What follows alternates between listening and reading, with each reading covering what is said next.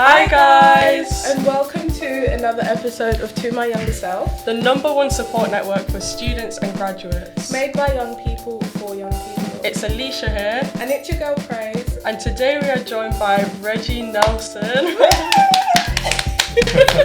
Are you happy to be here? I'm ecstatic to be here. Very good. So just a bit about Reggie, in case you've been living under a rock and you don't know who Reggie Nelson is. He's an associate at Blackstone. He's most famously known for knocking on doors and changing his life around by knocking on the door of someone that really helped you in your career and was a mentor to you. Yeah. He's also wrote books, 2 books, isn't it? Yeah. And one of them is right here, which I recommend everybody to read. We'll talk about that more a bit later And on. if you're not watching and you're listening Yes. via audio, it's called Opening Doors by Yes, Reggie exactly. Nelson. And you've also had your own podcast with BBC. You've worked with Theresa May. You've literally done everything. So we're really excited to have you here today. Thank you for coming. My pleasure. Happy to be here. Happy to be here. Yay.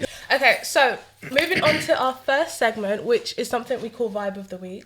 Okay. So it's basically like you recommend anything to our viewers, our listeners, like anything. It could be a movie, it could be a book, it could be a drink, it could be like a holiday destination. Like, what's been your vibe of the week? Oh, vibe of the week. It doesn't have to be of this week though, does it? No, Well, Okay. You can pretend it any is. vibe. They don't need to Oh, know. vibe of the week. I've never had this question before. Do you want me to go first, or you think? Yeah, you go first. Okay. Let me think about it. Mine is, and I thought of this on the way here, is just like the act of like self-care. Because like this week I did a lot of appointments. Like I dyed my hair, got my lashes done, and my nails done. And it might sound stupid, but it makes you feel good. Do you know what I mean? And I feel like sometimes it's good to take care of yourself. But I wanted to ask, so what is it equivalent for a man? Because you guys can't do all these things. Yeah, well, you can. I mean, I get my nails done sometimes. I Yeah, can't. the manicure. I get like a that's manicure good. and just like, keep it neat and stuff. But I think equivalent is just a haircut. Yeah. Yeah, try to Just get a feeling haircut like fresh. every 2 weeks or so. Yeah, keep yeah. it fresh, keep it neat. But no, don't discriminate. We get our nails done. Yes, sometimes. I know. Yeah. No, I'm playing. No, but my vibe of the week. It's annoying because I can't remember the name of the movie. I actually literally watched the movie yesterday. Is it in the cinema?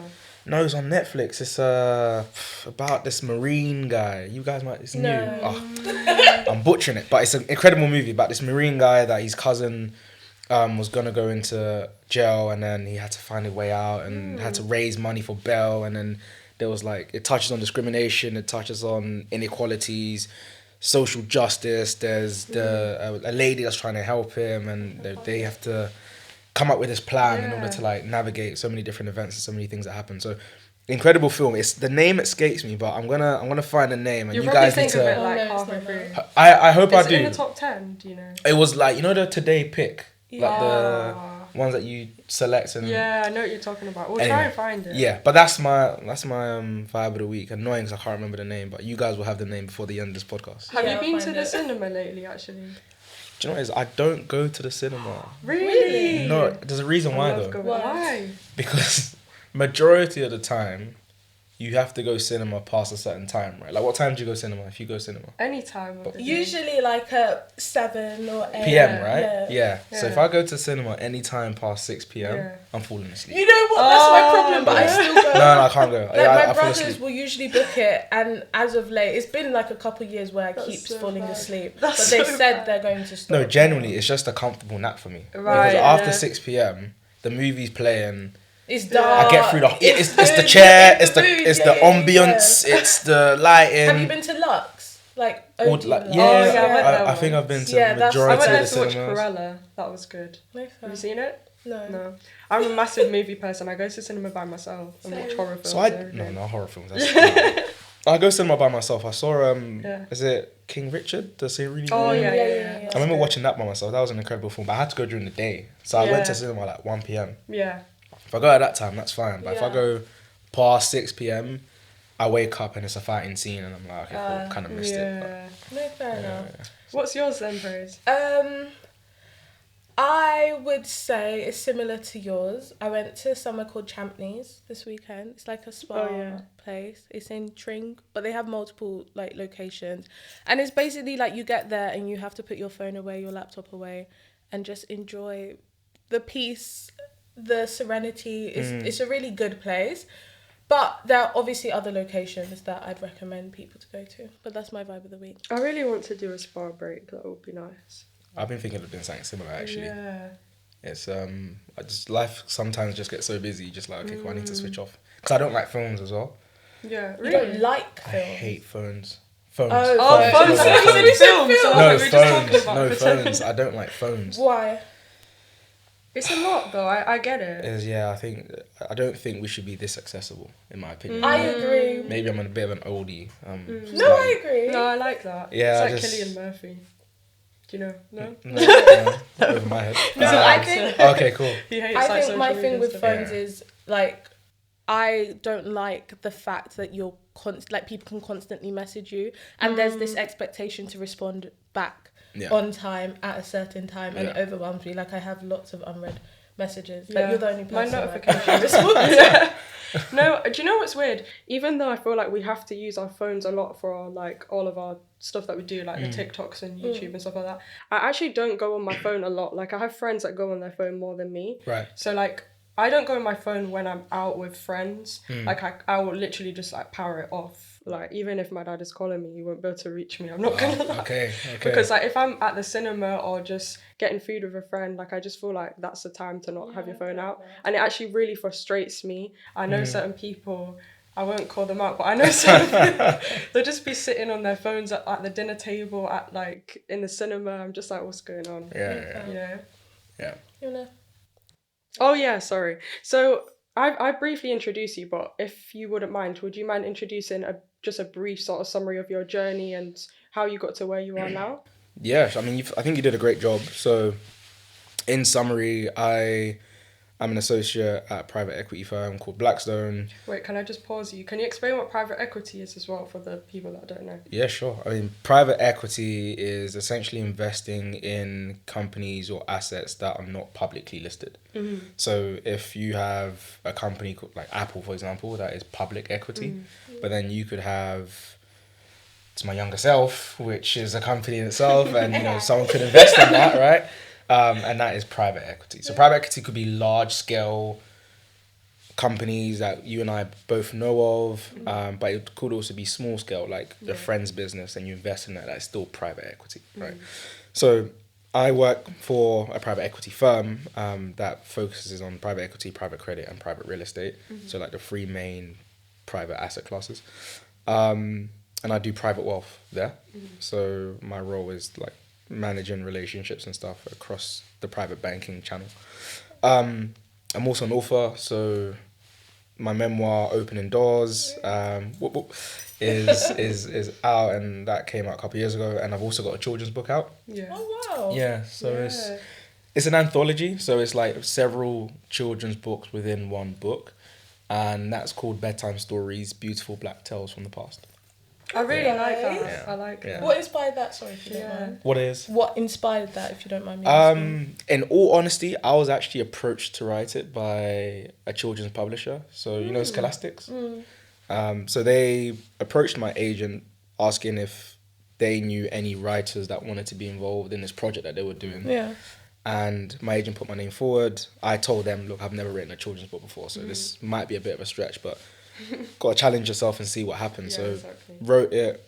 I wrote mine on the Windrush. So it's a short bedtime story on the Windrush, and sent it to them. They came back and said, we love it. We want to publish it as part of the anthology. They had no that's edits. really cool. Yeah. I mean, Edits as well? No, honestly, it was, Wow. that was it was a real moment for me, because when I wrote it and sent it, I remember receiving the email back, and I was working from home that day, and I said, okay, cool, I'm going to separate my morning to work on the edits that they have for me, because usually they'll have like, I want to see if they want to push forward with it, because they don't have to say yes or give the green light, and B, if they do, then obviously spend the morning working on the edit. So blocked out my morning before reading the email. So I opened the email now, and they said, yeah, A, we want to give the green light and go ahead with it, and B, like, we have no edits. Oh, That's really cool. And then my agent messaged me afterwards saying, this like doesn't happen, like this has never happened before. So Did you know that? So, like, in your book, you talk about playing football a lot when you were younger, and I know you was passionate about that. Did you ever have a passion for writing when you was younger? No, I was never great at English or never great at writing. I got a B in GCSEs, which is like average. What do you guys do? Numbers now, right? So what is it? What's it B? I think it's a 6. That's a 6. No, it's got to be higher than a 6. No, Six is not. 6 ain't a B. Is it a 6? Yeah, Damn. 7 is an A. 7's an A. And Alright, cool. I'm slacking. Okay, cool. Okay. But yeah, I got a decent grade in English. Yeah. But beyond that, I've never seen myself as a writer. Even writing the memoir, when how that came about was I had the idea to put pen to paper, but I didn't know what it looked like, right? So I managed to get a meeting with my agents, who are still my agents till today, and when I proposed the idea to them, they were all for it. They told me to go away and kind of think about like how I wanted to present it. And I came to them and I said, okay, cool. We're going to push forward with this. So I said to them, who's the ghostwriter? Because I ain't writing the book, right? And they said, no, with a book like this, it's better to come from the person. Of course, there are other ways you can do it. You can get a ghostwriter, you can get a co-writer. Yeah. So a co-writer is when they're like specified on a book. So people know that someone else wrote it with you, but it's inspired and narrated by you, if that makes sense. So I was either going to do ghostwriter or co-writer. That's what I thought. But then that obviously eats into, like, if you get an advancement or a deal, so you have to pay certain people and stuff, which wasn't my motivations, but it's just things that you have to take into consideration. So they said, go away, write 2 chapters, and then we'll decide whether you can write it yourself or whether we need to, like, get a ghostwriter or a co-writer. Yeah. So I went away, picked 2 chapters I wanted to write, and sent it to them, and they said, yeah, you're fine, like you can do this, like go away, write it. How long did it take you to write, just like out of interest? It took, like, when I got the green light from them that okay, this is quality work, 6 months. That's quick. It was very, but I didn't know it was quick. Years. Because it's your own story, so you know how it goes, right? It's not like spoiler alert, I'm writing my 3rd book now. Okay. That's spoilers on the podcast. Yeah, I know. That's an exclusive. But that is that's a fiction book, right? Okay, and it's taken me so much longer to do this one. Imagine. Yeah, because this one is tapping into your creative juices, and it's making sure that you're articulating it in a way that people can imagine what you're trying to say, and trying to piece together something that doesn't actually exist, but you want the reader to feel like it exists when they're reading it. Whereas the memoir is just pouring out what you want people to read and letting them interpret what is on the page. So if anyone asks me like, oh, what's my book about or anything like that, I always say there's no hard message in there. It's more of a someone reads it and praise, you might get something completely different to what you will get, right? But I want someone to read it and be like, okay, cool, that book, there is this that I got away from it, and there's this that I got away from it, and that. Whereas with a fiction book, it's like, you want there to be you want it to be like a cohesive message behind it. So, I have another question about your book. Yeah, go for it. So we weren't even meant to have this tangent of a conversation, but it's just interesting. Go for it. So on another episode, we were talking about how I like also speak about things that I've been through, like hardship and stuff like that, to hopefully help like young people that are out there who relate to those experiences know that there's a role model out there that's been through the same things, which is what I think you do like so well. Yeah. But sometimes it's not everything that I can talk about that's happened to me. Like there's quite a lot of things that I can't actually speak about online just to sort of protect my family and stuff like that. I'm wondering, in your book, is there any sort of life events that you couldn't talk about, or is that pretty much like, sorry, to add to that, how did you distinguish like what you would talk about? That's a good question. So I would say, answer your question first, I would say it's 80% of myself. Okay, yeah. You are right in that. I couldn't pour 100% of myself in the book. It'll get me in trouble. Yeah. Like, legal trouble. There are some things that are better kept amongst your friends and away from the public eye. You know what I'm saying? So, it was that regard. But also things with my family and stuff like that. So, there were certain things that the editors actually said that I shouldn't talk about because... After you put it in there? Yeah, so it was actually in there. And then when it went to the editor... at the publishing house, they said it's probably best to keep this out just because, and then XYZ. Yeah. Right. So there are certain points from that angle, which is that redacted some of the things in there. But also, there are certain things that I read back, and obviously I was talking a lot about the family dynamics, right? And Yeah. I thought maybe I would just strip this part back a little bit just to maybe protect my mum or protect my sister or certain things like that. So there was elements of that, but I kind of stayed on the edge of it. I tried to be as vulnerable and as explicit as I could whilst protecting myself and protecting my family as well. Because there's something that I think you do really well is you show the hardships that you grew up with. So for those that haven't read the book, obviously I massively recommend to read it, but there's conversations around like alcoholism and just tricky family dynamics. Yeah. But I think what you do well is you show that even though those things happened, like your parents still massively cared for you, especially like the way that you talk about your mother, like her sacrificing her last to like even just buy you a pair of school shoes. Yeah. So it shows that like, you know, sometimes our parents make mistakes and go through difficult things, but it doesn't make them like bad people, if that makes sense. I'm glad you touched that, because one of the things that I wanted to show was, yes, things weren't easy and there was hardship, and those that grew up in a similar era will resonate to that. But I wanted to make the reader understand that doesn't take away from the fact that my parents still love me and still cared for me, right? They had their own struggles. We had our own struggles. There were certain things happening. However, my mum is still one of the most important people in my life, right? So I wanted, and I'm glad you picked up on that, because I wanted people to understand that, yes, it was challenging, but they were still present and still did what they needed to do, and we still managed to navigate our way around life in that period of time. So it was glad that you picked up on that. Yeah, no, I appreciate that as well. But my question on distinguishing between what you would and wouldn't talk about, because I also feel like we were having a conversation on another episode that we filmed, and we were saying like how we present ourselves online is, and being like super aware. And being super aware of what we put out there and what we say, and like just knowing when to stop. I feel like it obviously will differ per person, but what made you decide what you would and wouldn't? From early, I realized that digital footprint is a big thing. Yeah. So even if you say something and you want to retract it, or you don't want it out there anymore, you might be able to delete it, but depending on how big you are, someone else might have already captured it, and now it's in the sort of digital ethos forever. So to answer your question, I think before you do anything or say anything, try to see if this goes out, am I happy with this being out forever? Yeah. And if you are, then that's fine, right? And then the second thing is, if you do, like from my stances, if I do get questioned on it or asked about it, am I happy with answering that question and in depth? Yeah. Because there's one thing to answer the question, but depending on what platform you go on, I've been on various platforms and people have probed on different aspects of my journey in my life, whatever. But there are certain points where, when I'm asked a question, am I happy to probe on that and expand on that? And you know, if I am happy to do that, then I'll do it, right? But there are certain points where it's like, okay, cool, maybe I'm not so happy to talk about this, so then I won't even put it out there. And I haven't got the secret formula to that. Like there are, like I not struggle with it, but there's certain points where if I'm not sure, I just don't do it. So now I just don't tweet much anymore, or I'm I don't have to. I used to love to.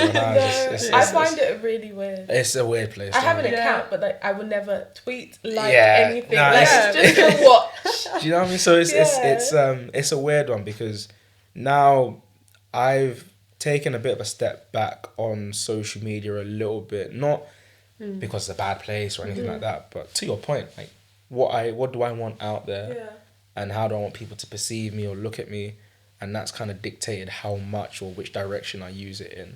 So I think just being comfortable. So if you're comfortable to elaborate, to dive deeper into that thing, then do it. If you've got some reservations about it, then it's better not to have it out there than to have it out there and be regretful about it. I have another question as well. So when I was growing up, I didn't realise that I was disadvantaged, if that makes sense. Like I didn't actually realise that I was, classed as being poor, like this is a poor household. It's only like now that I'm an adult and I've got like different friendship groups and everything, and I reflect back that I'm like, actually, like it was more so actually. So I had to write a scholarship application for uni, and at that point You're the I one had that to... got tons of scholarships. Look at this one, scholarship girl. Well, what I did was I just took advantage out of every sort of bad thing that's happened, in the sense of I kind of told that story and then, you know, got benefits of that in terms of scholarship. Yeah. But when I was writing it, that was the first time I ever... I mean, you probably realise this with your book. That's the first time I ever wrote down every single thing that's happened, and it was like, whoa, like that's actually quite a lot. Like, do you feel like that was the case with you? So when you were growing up, did you realise that you were disadvantaged compared to your peers, or was it more so when you're older? No, only when you're older. I feel like you only know your disadvantage when you have a comparison. Yeah. Yeah. When you grow up in your own environment or your own, I call it like an echo chamber or a bubble, you don't know anything else. Like we grew up £1 chicken and chips and buy yourself a 20p drink and all of these things, and that's life, and you're happy and you don't realize anything. I only realized I was quote unquote, or I had some disadvantages when I was playing football, and I managed to sign 2 years at a club, which meant that I was living quite far away from my house. So I was close to Surrey, right? And I was around boys that had both parents in their lives and had money to do certain things, and you know, I really knew what a mortgage was when I went to football. That when I was 18 years old, because there was a hypothetical question that my friends were asking and saying, "Oh, if you won this, what would you do?" And one of my friends said, "I'll pay off my mum's mortgage." I was like, "What's a mortgage?" What's that? Yeah, like, what's a mortgage? No one had a mortgage where we lived. It was all rent and all that stuff. So I didn't know about any disadvantages then. But when I started to realize that was that period, 16 to 18, but more so when I got to university, around the time that I met my mentor, which obviously we're going to dive deeper into, and I started to get invited and being present in certain like rooms in like the corporate world and in like the hyper competitive environments, and I realized, now this is a clear difference. You kind of see the divide, right? Like you get on a train from one area, you go to another area, and it's like this is a complete segregation of you know what I'm used to.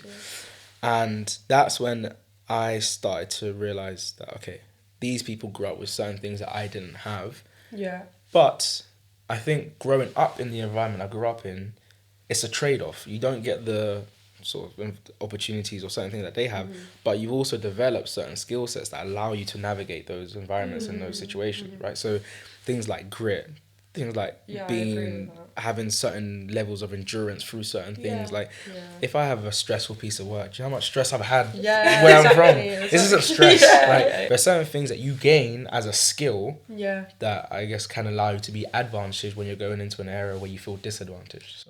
I feel like that's a really good way to look at it, and a good mindset to have as well, because, you know, like just for any young listeners that might be going through hardship or a difficult time, like it's kind of a good perspective to know that, you know, when you grow up and you reflect from those experiences, that they can actually benefit you. Because I massively believe in like, you know, like you asked me before, like, why am I so determined to do X, Y, and Z and blah, blah, blah. Like, I feel like a big factor is like the way I grew up and the things that I saw. So I feel like you can take benefits out of the situations, definitely. I actually had a question linked to what you were just speaking about. And it was, I went to LSE with Aleesha. Oh, you were smart. Okay. Wow. But I was in the year above her, and I think I was with my friends, and we were speaking about, like, they were applying for internships and stuff, and they were saying how when they would actually be doing the internship, they felt like they had to code switch a lot, and it was due to their upbringing for them, and they found it really difficult to manage, like, being around people that they're not used to being around. And do you feel like you had to do that, or do you feel like you've evolved to who you are where it doesn't feel necessary? No, it's a really good question. At first, I feel like when you go into that space and you're not used to that space, you naturally learn off of what you see around you, and that can sometimes filter into the way that you speak, the way that you dress, the way that you walk, the way that you act. So you maybe unconsciously try to be like everything that you see, because you're like, if I'm here, then I have to be like this. At least let me speak for myself. That's how I felt. It gets to the point where you start to realize, I'm never gonna like the things that these guys like. And you kind of get to know yourself. And once you get to know yourself, you start to understand what are the things that you might be able to adapt because that's what the industry or the environment needs you to do in order to be successful. But then there are certain things that are what I call your non-negotiables. And when anyone does an internship or wants to progress in those spaces, I say there are going to be certain things that you have to compromise on. The way that you dress, like for a guy, right, having a two-piece suit, not a. I had a guy who said, "Oh yeah, I can go in my internship wearing a blue blazer and a grey trousers." And, no, bro, no, wear a two-piece suit, right? Yeah. The color of your shirt, how you wear your tie, all of these small things that even if you're not used to, or you might not want to do, you're gonna have to compromise on those things. And I see those things as small compromises, right? But there are certain things like your hair, which I see as a non-negotiable. So if I always give this example to like the younger generation, if they had braids, for example, I wouldn't tell them to cut their braids and get a level 2 skin fade to go and work in a corporate environment just because everyone else has it. No, like if that's your non-negotiable, then you wear your hair and you wear it with pride. So there are certain things to your question that you might have to compromise on in order to grow and to develop, and first impressions matter, and you're going to have to make a statement that sometimes comes non-verbally, so just through the way that you dress, through the way that you walk, through the way you act, and you're going to have to compromise that. Certain things you shouldn't, and I wouldn't encourage anyone to do that. Now, for me, being in the space that I'm in, I feel like I'm compromising on less things because I have a track record behind me. I've been in the industry for a couple of years now. I've worked at large institutions. I'm at a really credible and reputable institution where I've been at a couple of years. I've got a great network around me. I've kind of built a profile for myself and have a name for myself, in for lack of a better word. So I don't feel like I need to do that anymore, or as much as I did when I was younger.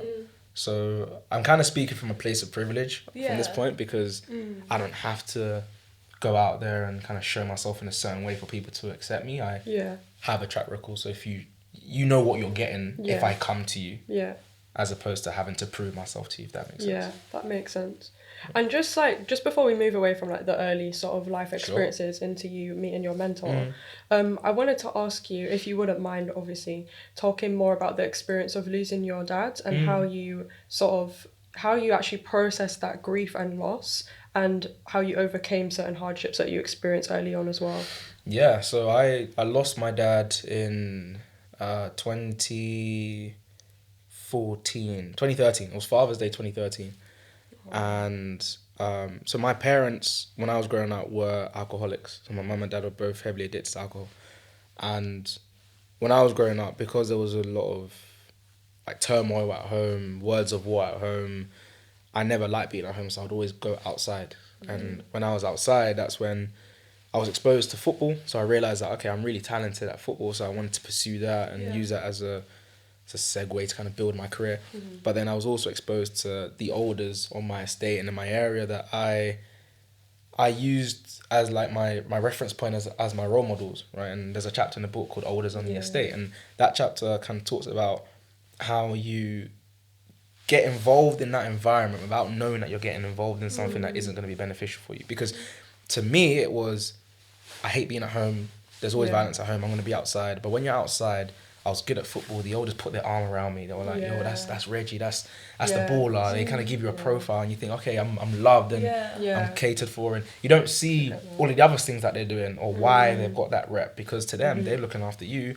They buy you chicken and chips. They buy you a drink when you're thirsty. They do all these things for you. They kind of look after you, right? But in reality, what they're doing isn't leading them or going to lead you down any particular positive route, right? So that was the challenging, in a nutshell, the challenging things that I had to navigate. So in terms of the family dynamic, so when I was outside playing football, my father left our family for a period of time because it was just getting a bit too much, and then he came back. And then when he came back within 2 years, so when I was 16 up until around the age I was 18, he passed away in 2013. So when he passed away, I remember, so before that,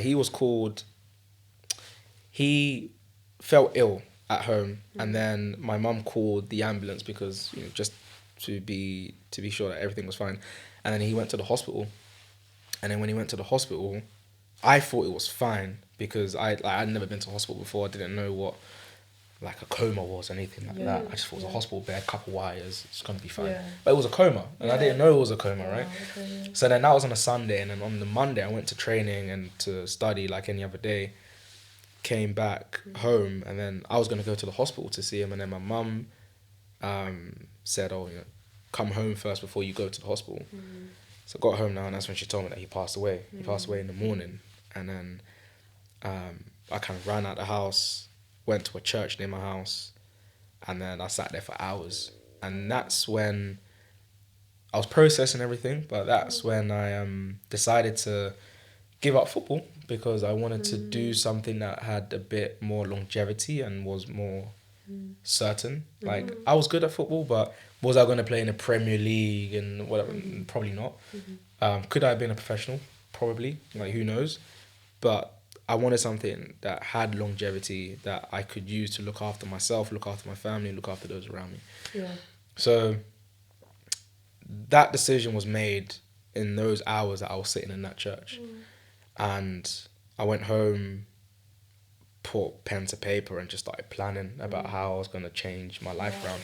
And I think that's how I dealt with it. I dealt with it by using that feeling to fuel this unwavering drive or this unwavering pursuit for success. Yeah. And I wouldn't say that was necessarily the right thing to do because I haven't been the best with my emotions when I was growing up. Like I'm not saying this to be like a macho, but I just don't cry. Yeah. And it's weird because like I want to sometimes, you know what I mean? Like it just doesn't come out. It just doesn't come out. Yeah, like it just doesn't come out. It's just weird. It's a weird one for me. But that's a really powerful way that you dealt with it, though. It is. I feel like there's two ways you can go about it, right? You can use it as a stumbling block or something that's gonna be a headwind for you, or you can use it as a tailwind. And I was fortunate enough that I managed to use it as a tailwind to kind of push in my career and to do certain things. But have I grieved properly? I will say yes, I have now because time has lapsed, and I think where I realized that I grieved properly was when I was actually writing this because the fact that I managed to get through that, and that helped me to process. That was like my own therapy, like writing the book and getting through those chapters, and gave me real time to understand it. And when the editors are sending you stuff and they're probing on certain questions, and you're sitting there, you have to think about what actually happened. That was great for me. So if anything. Definitely. That book was my therapy session for those couple It's chapters. like journaling, isn't it? Technically. It is, yeah. And I'm Writing down your I should emotions. do journaling more. I actually like journaling, but it's something that I don't do as much. But that was the early chapters, and that's how the dynamic was. So it was quite hard growing up, early stages, and had to navigate some of the things that were happening in my estate with like the orders and the negative things that were happening. Yeah, I think like what I would touch on with what you've said is sort of that there's no one way to grieve, really. Yeah, that's true. Because obviously I know we've both dealt with losses. And I lost my auntie last year and then a friend also, like within the space of a week. Wow. Sorry. And I'd never dealt with like death before. And I knew I didn't deal with it because like I just graduated as well. And I just went travelling. But like I knew like nothing had changed because when I came back, I then started my master's and did law school, and I could just tell there was a switch in me that I didn't know why, but in reality, like after like processing it now, I knew what was the reason why. But it's like I feel like everyone does grieve differently, and it takes comparable like. Periods of time. Definitely. It's not an easy thing, and I mean, we're touching on a sort of big topic here, so I think it's worth highlighting that people do grieve differently. And I always thought that grief was a one-dimensional thing, right? You have to go through a certain period of time, so you like just 2 years, for example, and you have to do this many crying sessions and do this and do that. And then I even remember family members saying to me like, "Why aren't you crying? Like this is I don't know, like, leave me alone." But I actually did therapy not too long ago on like something different, but it came up, and It was one of the questions I actually asked the therapist. I was like, I know you don't know me, but I don't know. Why do I handle things in this way? Yeah. What did they say? They just said people handle stuff differently. Yeah. And there's no... I actually got this advice from him. It was like, there's no one way of doing certain things. Like, you might deal with something completely different to I deal with it.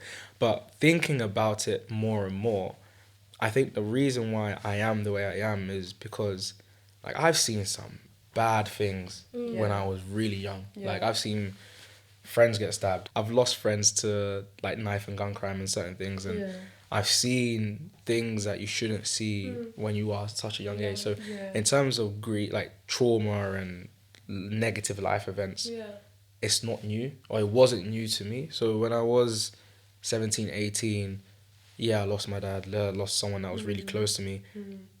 But it wasn't like the first time I had lost someone. I had lost a couple of friends before that, and I had seen people get stabbed, like, live in front of my eyes, like a blade go into someone's flesh, right? So it was challenging, it was hard, but I think what I'm trying to say amongst all of this is there are different ways that people deal with certain things. And I think probably what I'd say to take from this is, like, for the listeners, is there are different ways of dealing with things, but I would say, like, don't feel afraid to actually feel and to process your emotions in those times. So whether that's journaling, writing a book, traveling, and, you know, having that clarity and headspace, therapy as well too, which is good. I've done therapy, you've done therapy as well, haven't you?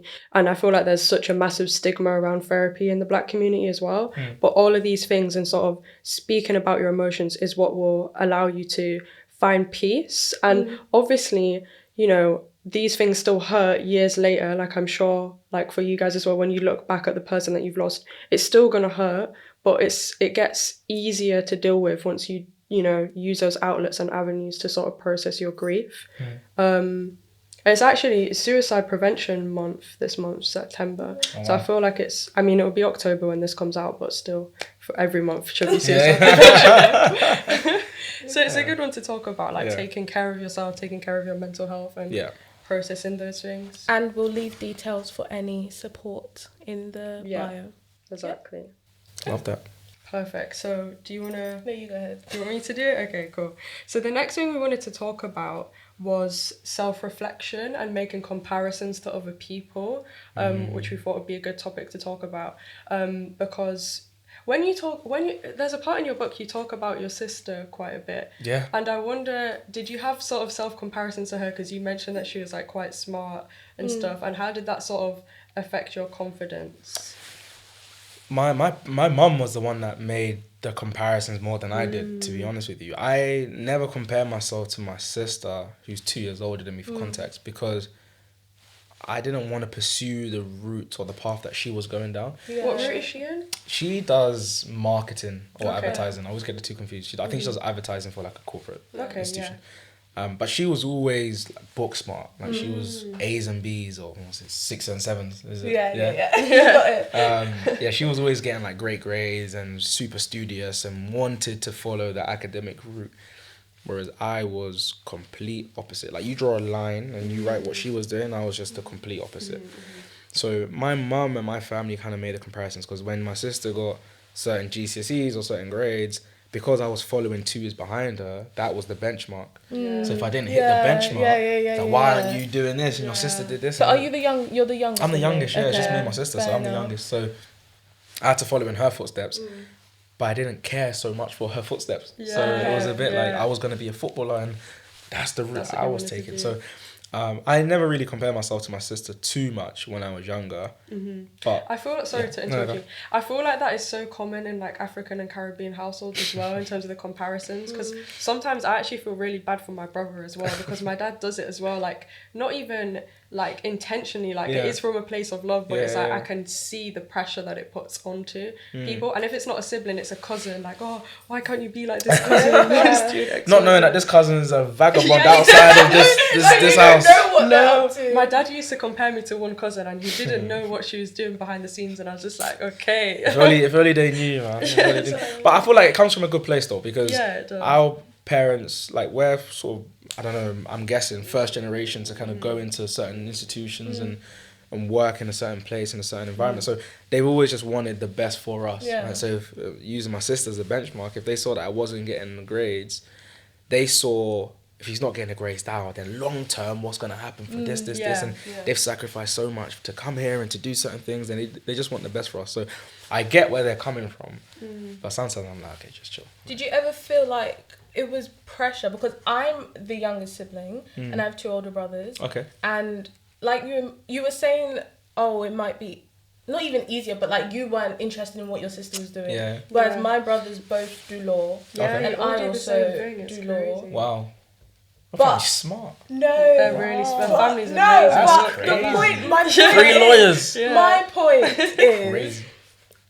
I didn't feel pressure, but I think it was because by the time like my brothers were like they're 5 and like 7 years above me. Okay. So, and I'm also the only girl. Like Right. I felt that little difference in like my parents knew not to stress me. Yeah. I was also a child where like I would get it done. Yeah. But I think I used my brothers as like inspo, or like, oh, I do want to achieve more in grades. Like whatever they do, I'm happy. But do you feel like you sound like you've been quite studious from young though, right? Yeah. Did you ever get to a point where you didn't get good grades or you weren't So okay? this September, Yeah. like law school, like it's I'm doing something called the SQE. It's solicitors qualifying examination, and everyone before it was like law school's like the worst year of their life.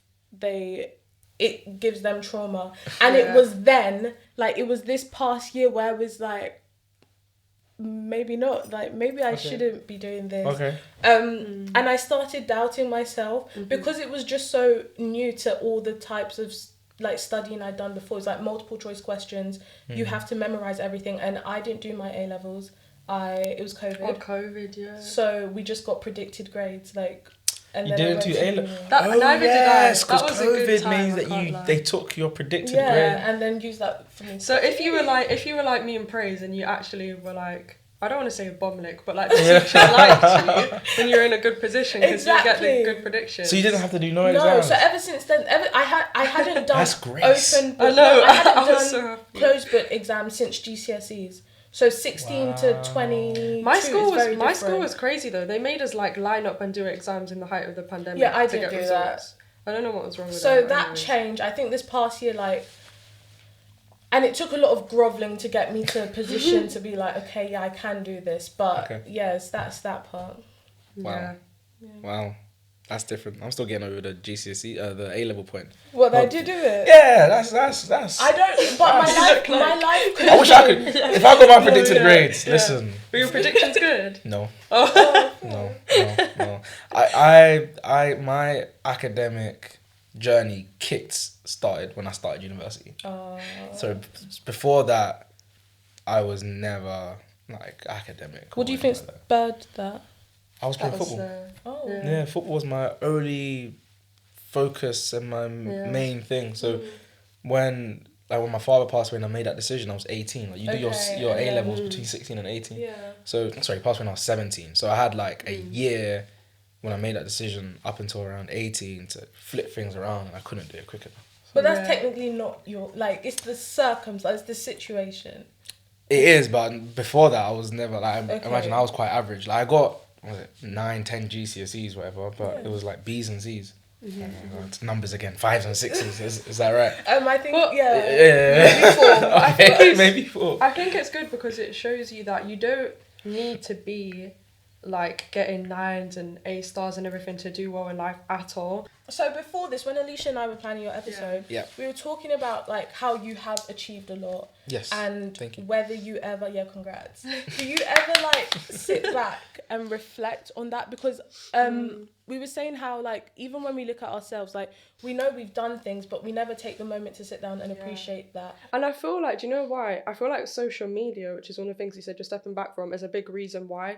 Because even like with YouTube, the podcast, everything that we do, I always have comparison.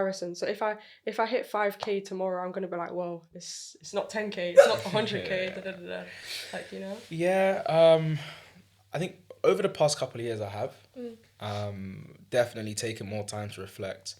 I've taken more time to slow down a little bit. So to give you context, I started my career properly in 2018, right? So, and then 2018 is also the year that my story came to light properly. And then, you know, for the past however many years, call it 6 years, I've been doing my work, but then all the other stuff around it and getting involved in some really cool stuff.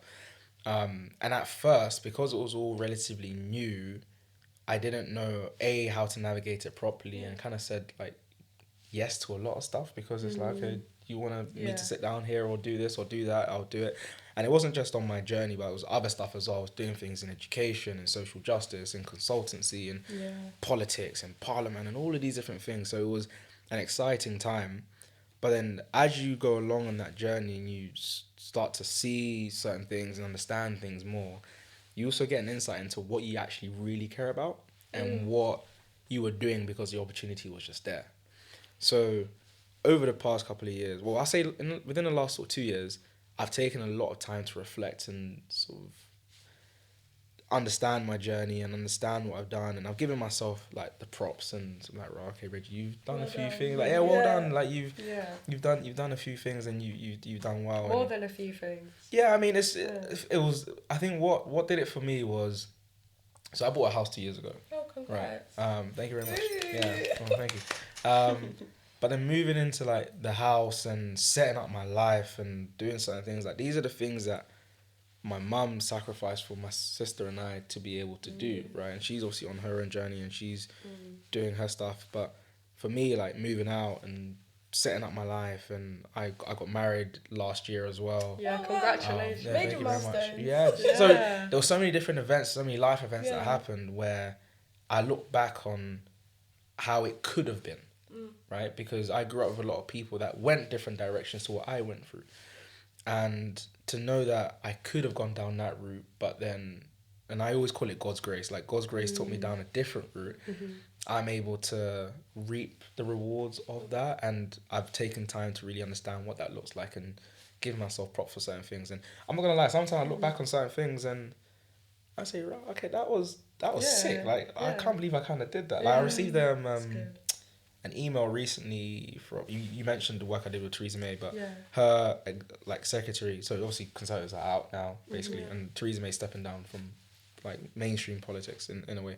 So they sent me an email saying like kind of our last day here, thank you for all the stuff, blah blah blah, and like whatever, and because we kept in touch since. So I met her in 2019, I want to say, or 2018, and over the past sort of 4-5 years we've still kept in touch. So I go to Westminster and I meet the team and we just catch up and we do certain things, and like I've grown to like the person as like politics aside, right?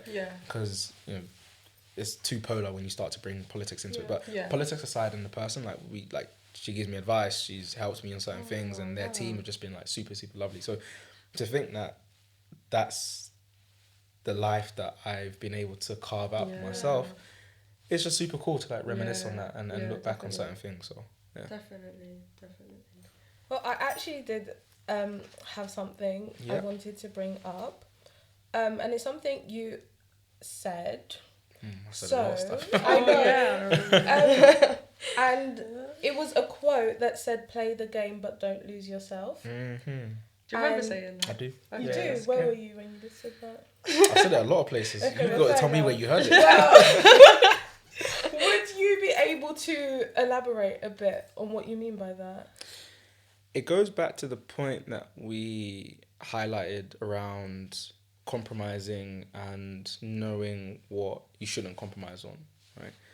And when I first entered into the corporate world as an intern, so call it my real summer internship in 2016, I struggled to navigate this corporate world and this corporate sphere, and there were certain things that were being discussed that I wasn't privy to or didn't understand, and I didn't go skiing, and I didn't go to this school, and I didn't do this, and I didn't do that, and I just felt like from a social capital standpoint, I was on the lesser band than anyone else around me. So I realized that there's a game that I had to play, and the game, quote unquote, is things that I mentioned, like how you wear your suit, how you wear your tie. Like, I turn up to an internship with a side pouch, right? And Nike's like, do you know what I mean? Like, I wasn't a serious candidate from the get-go. So there's certain things that I had to play, right? So play the way like I dressed, the way I came across, the way I engaged in conversations, all of those things. And I realized that once I learned how to do that, that was beneficial for my growth and just like making connections and building a network and doing all of those things. But I realized that there were certain things that I had to do without losing myself. And it goes back to the things that you don't compromise on. Like, hair's the easiest example I can give. But things like your hair and things that you really care about, like, don't compromise on that and don't lose yourself. Because when you go into that environment, yes, you can play the game, you can do all the things I just mentioned. But if you aren't careful, you can go into a route or a slope where you're unrecognizable. And you don't want to do that. And you want to be true to yourself. Because at the end of the day, they've hired you to do the work and to do certain things. And there's going to be, I call it the generation behind you that look to you and say, okay, he's gone here and he's still the same person. True. Right? And that's encouraging because a lot of people, when they hear about the corporate world and they see the glass buildings, they think everyone there's a puppet and everyone there's a certain way and you're going to have to like lose yourself. Right? And I said that quote because I wanted to encourage people that wanted to get into that space that, hey, there are going to be certain things that you have to adapt and change, but you can still be yourself. And if that environment doesn't allow you to be yourself, then it's just not the right environment for you. I really like that. I think on that topic as well of like the sort of stigma behind the corporate world, I definitely had that mentality because when I came into LSE, I was like set on going into politics and like being an MP. Wow. And then I quickly changed my mind.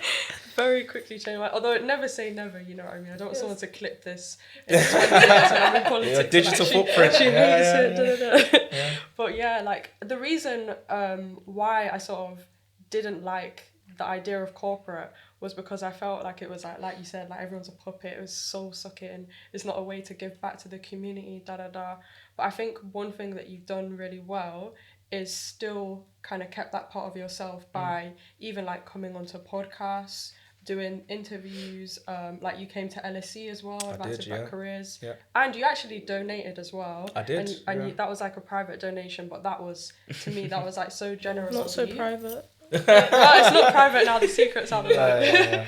And and also another thing I know that you did as well was you did like a round table with some of the boys that you've met like along the way through networking with. So you've done like quite a lot to give back to young people, which is incredible, and it shows that you can still, you know, have an impact through corporate. I was wondering if you would talk about that more, like why do you do that? Why are you driven to do that?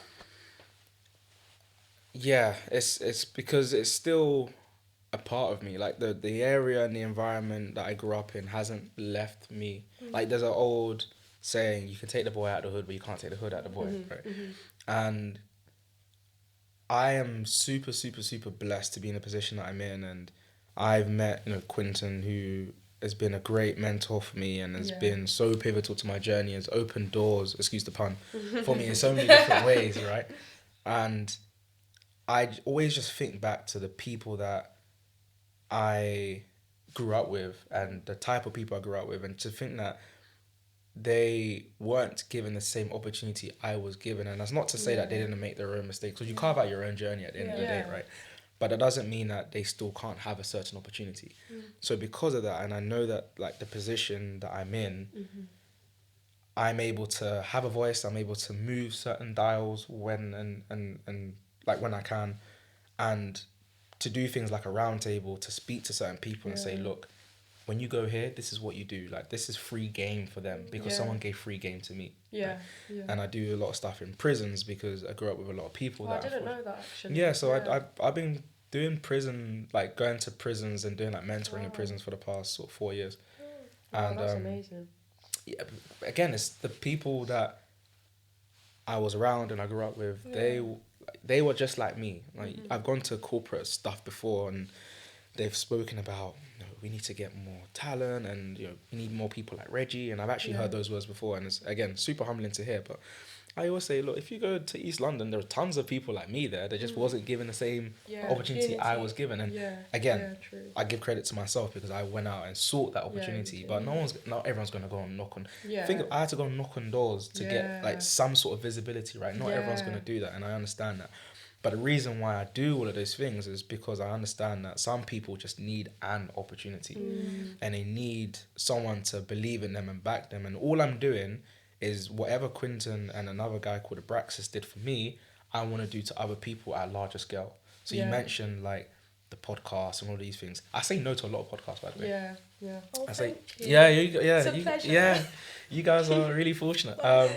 No, jokes aside, like I do say no to a lot of stuff because, to your point, remember when I first said at first I was just saying yes to a lot of stuff and whatever. I understand what my sort of purpose is now and what direction I want to go down and what message I want to say. That now dictates what I do, what I say yes to, what I say no to. So the roundtable discussions with the boys, again, it's just I see myself in them. Here's the free game. Go and do what you gotta do. I do like people that just need help.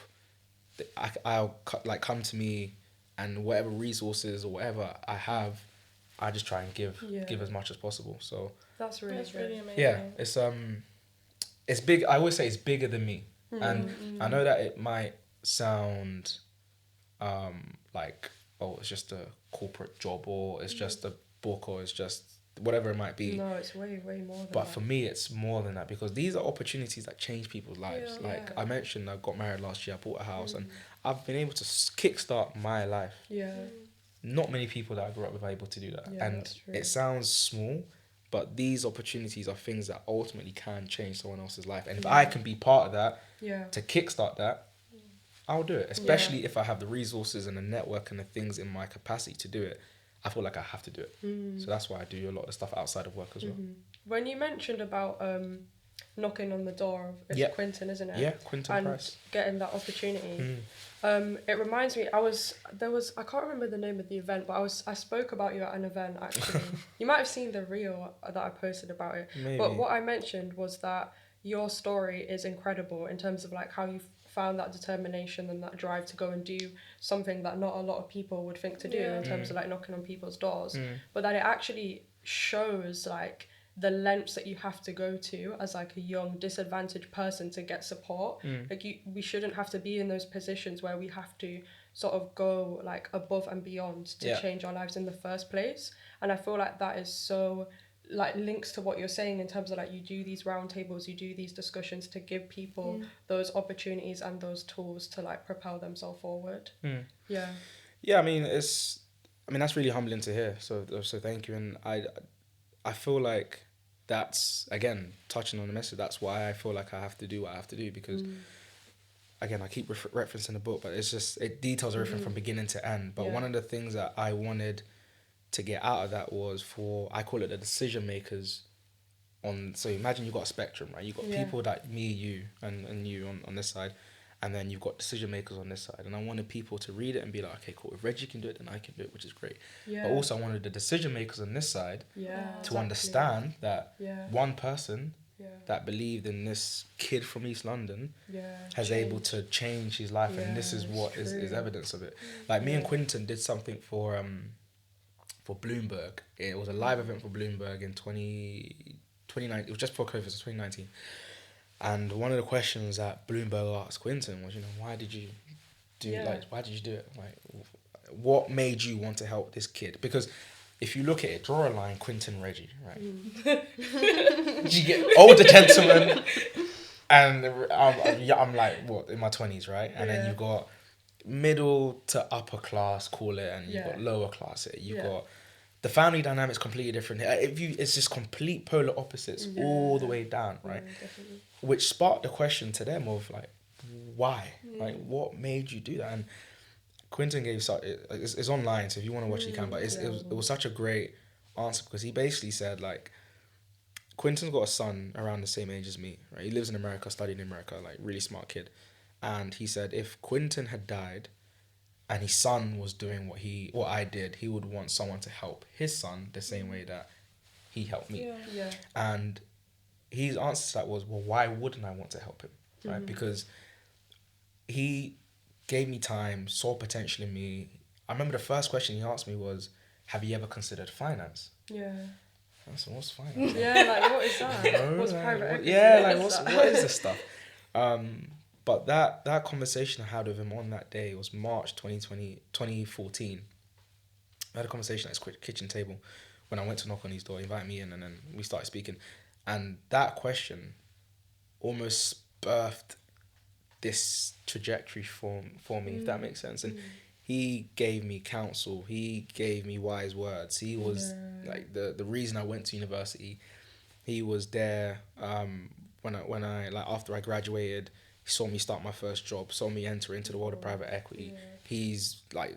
He was ill at the time, but Elizabeth, his wife, came to my wedding. Like, we've grown over these past That's 10 really years, nice, right? Yeah. And to know that, like, that all started because one person just believed in me. Like, he had no reason to believe in me. I had never done finance before. I didn't go to the right schools. I was, I was all the things that they don't target. And I say they, I mean, like, the institution and the industry, whatever. But he saw something in me. And to your point, the decision makers on this side, I want them to see that in other people. Yeah. To see someone else that doesn't go to a Russell Group University, or to see someone else that grew up in a socially disadvantaged background and say, you know what, I want to take a chance with this kid and invest in that kid, give that kid time. And you never know what can happen. Like, he invested time in me and... Look at you. Yeah. Look at us. Yeah. Exactly. Look at us, yeah. I'm on the podcast. You know? Exactly. So yeah, no, it's, that's one of the messages I try to hone in as well. Yeah.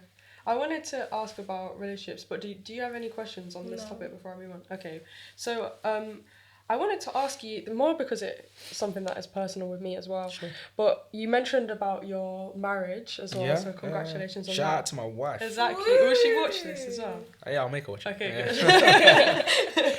So I wanted to ask you, your like early experiences and like the hardships that you went through, did that ever affect you in relationships? Because for me, it massively did. Like, I have major trust issues, and that's something that I'm working through because of things that I've seen in terms of like my parents, like negative relationships and stuff when I was growing up.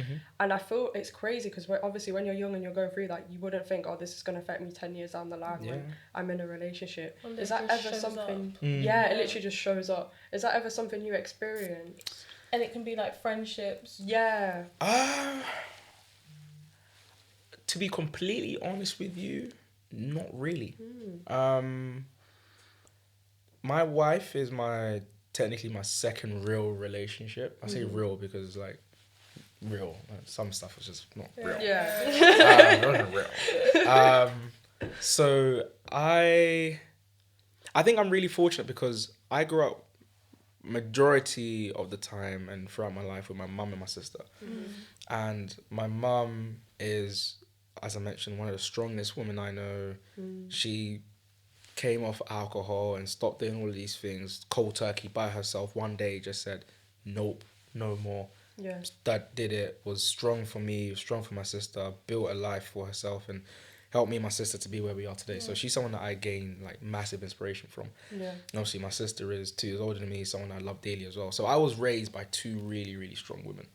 So when I was growing up, relationships, friendships, but relationships was something that I always took seriously.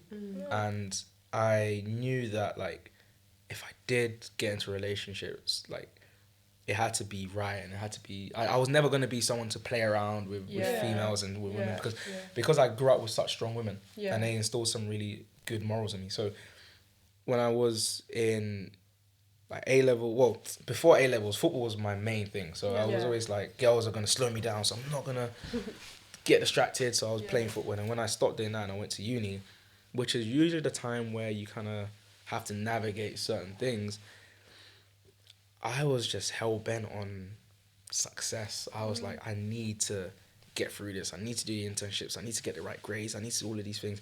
That was like one of the last things on my mind.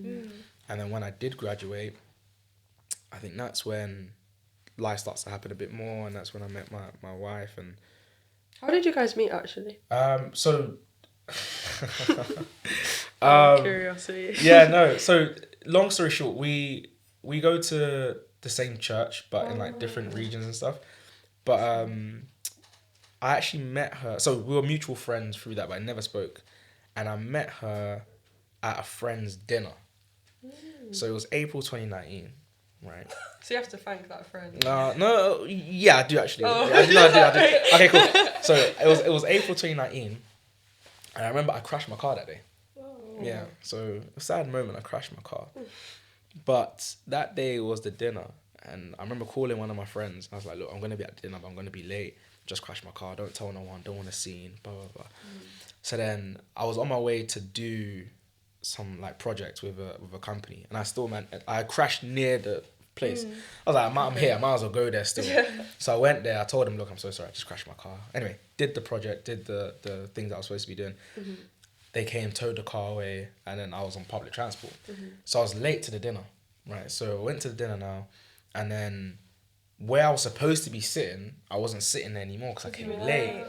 So I went to the end of the table. Who's at the end of the table? Wow, that's actually that's fate. Do you get it? So now I'm sitting there, we're talking, and we're catching a vibe, and she's super smart. Like she's doing her doctorate at UCL at the moment in educational psychology. Like she's That's incredible. she's super smart. So we're there, we're having a conversation. Half of the things she's talking about I don't really care about because but after that ended up speaking even more, and then one thing led to another, and now you're married. now we're married. So That's really cool. yeah. So no, to your point, I've never really had much like trust issues or anything like that. I've been really particular with the friendship groups I keep around me, and I've always made sure that the right people are around me for certain points in my life. And of recent as well, I've kind of seen myself going back to kickstart and ignite old relationships, particularly with people that I grew up with. Do you feel like those relationships, it's obviously different now, but how did you feel like reigniting those? They've come quite naturally. I think one of the great things about social media is I've mentioned social media and phones and I don't like them, whatever, but one of the main benefits of social media is that you just get to keep in contact with people that you otherwise wouldn't keep in contact with. So certain people that I haven't spoken to since school, right? We still follow each other on social media, and I'm able to kind of keep in touch with what they're doing. And although we might not speak for 5 years, there might be something where I'll be like, "Oh, that looks pretty cool," and then, "How you been? How's this? How's that?" Right? And that's happened a few times where you just kickstart something, and then you go for a coffee or you go for lunch or whatever it might be. And particularly with the people that I was around when I was younger, I've been able to do that through the power of social media. So it hasn't been awkward and it hasn't been hard to do. It's just when the time is right and there's a reason to do it, that's when I do it. That doesn't mean that I'm contacting everyone and saying yes to everything. Because some people were crazy then and still crazy now. So, you got to filter out the craziness because some people will bring you down to their crazy and then you think, well, how am I crazy? Just because of you. It's because of you. Exactly. But yeah. Oh, brilliant. I think that's perfect. I feel like that's been an amazing episode, and literally thank you so much. And do you wanna... And so with every guest that we have on, we ask them one final question. Okay. And it is, what is one piece of advice that you would give to your younger self? In theme with a name. The hardest moments always create the best stories. And I like that. I say that because, again, being reflective and looking back, you see some of the hardships that you go through, and we've spoken a lot about disadvantageness and like certain things that happen and events that happen in life, etc.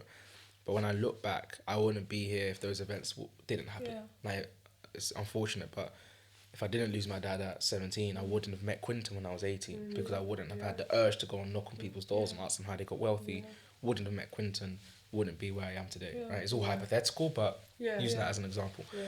And other events that have happened when I was younger. So I look back sometimes and I think, oh, why did that happen? But then again, if that didn't happen, then this wouldn't happen. And it's a domino effect from that. So that's my one piece of advice. It's the hardest moments create the best stories. So if there is anyone that is going through hardship or a challenging time, I know it sounds cliche, but I think that once you're over that, use that as a fuel to kind of get to where you want to get to, because life isn't linear. It's gonna go up, go down. Exactly, it's gonna be this. But finance and corporate, you guys have seen charts before, right? You know, some charts, they go up and down.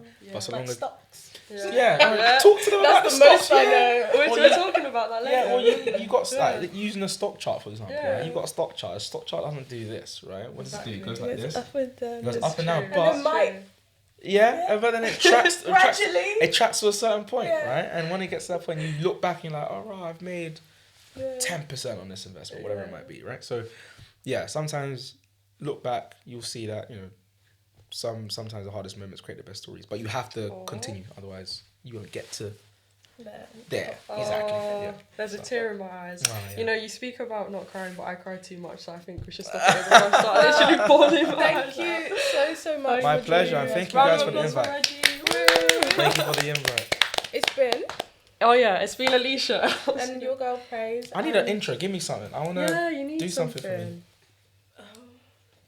It's been Reggie. I don't know. Like, Yeah, I feel like I'm a bit left. yeah. What do you think? You guys you did the are? intro at the beginning. I was It's- going like this. yeah. What's going on? Like? I think your name is strong enough. Okay, cool. Alright, it's been Reggie Nelson. Yeah, exactly. Yeah, and we'll see you next week with another episode. Wait, should we do that bit again? Let's do it one more time now that it's Okay. out. Alright, cool. Okay, ready? So, It's been Aleesha. and it's been your girl praise. And it's been Reggie Nelson. And we'll see you next week with another